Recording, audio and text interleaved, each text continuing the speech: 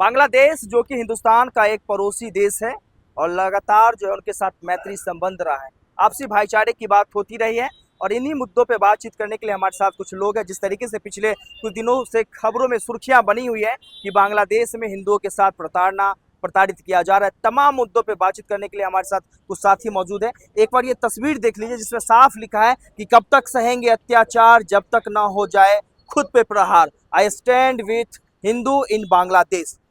क्या कहना चाहेंगे सरकार से, क्या मांगे आप लोगों की? सर, सरकार से हमारी ये मांगे हैं, जिस हिसाब से हम अफगानिस्तान से जब वहाँ पे तालिबान का राजा है हिंदुओं को बचाकर हिंदुस्तान ले आया गया, उसी तरह से एटलीस्ट बांग्लादेश में जो रह रहे हिंदू हैं उनको सुरक्षा प्रदान की जाए। वहाँ की जो अंतरिम सरकार बनी है उनसे कहा जाए कि हिंदुओं को सुरक्षित रखें, उनके घरों को सुरक्षित रखें, उनको अधिक से अधिक सुरक्षा मुहैया करें ताकि हमारी संस्कृति, हमारी परंपरा जो की तो बनी रहे।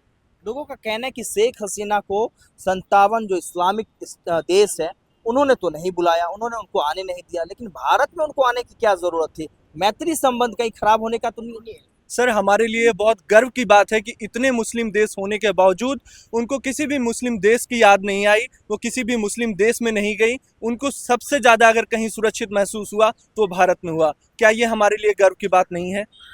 लेकिन समय समय पर देखा जाता है कि जितने भी देश हैं जहाँ भी हमारे हिंदू की आबादी है उनको प्रताड़ित किया जा रहा है।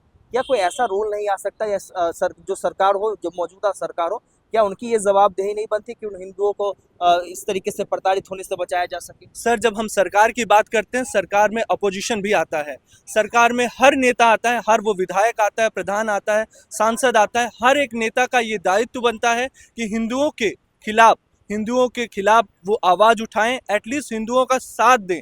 जो बांग्लादेश में उनके ऊपर अत्याचार हो रहा है उसमें वो, उस मुहिम में वो उनका साथ दें। वो कम से कम वहाँ मौजूद तो नहीं हो सकते, लेकिन एक साहस बढ़ाने का काम कर सकते हैं कि आप संघर्ष कर रहे हो, हम आपके साथ हैं, हम आपको भूले नहीं हैं।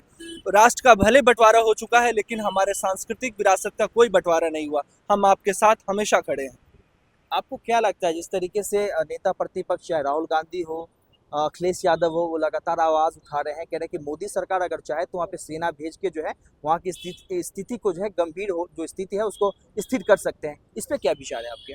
सर, अगर वो बोलना ही चाहते हैं तो उनको ये बोलना चाहिए कि जिस तरह से हिंदुस्तान में बांग्लादेशी रह रहे हैं, क्या अगर हम उनको उन पे उत्पीड़न स्टार्ट करेंगे तो वो सुरक्षित रह पाएंगे? वो कह सकते हैं कि अगर आप लोग वहाँ ये चीज़ नहीं बंद करो तो हम यहाँ भी स्टार्ट करेंगे। देखिए, कल के कल सारी चीज़ें बंद हो जाएंगी। लेकिन इनका सह मिला हुआ है।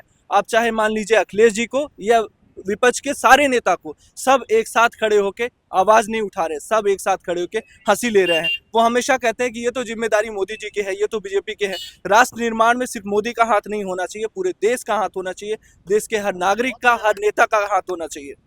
चलिए, ये तमाम मुद्दे हैं जो बांग्लादेश को लेके हैं। बांग्लादेश का मुद्दा काफ़ी सुर्खियों में है। बाकी आपके हिस्से का जगह हमने कमेंट बॉक्स में रखा है। बांग्लादेश को लेके आप क्या सोचते हैं हमें कमेंट करके जरूर बताएं। बाकी बने रहे मेरे यानी संतोष के साथ। गूंजता भारत, दिल्ली।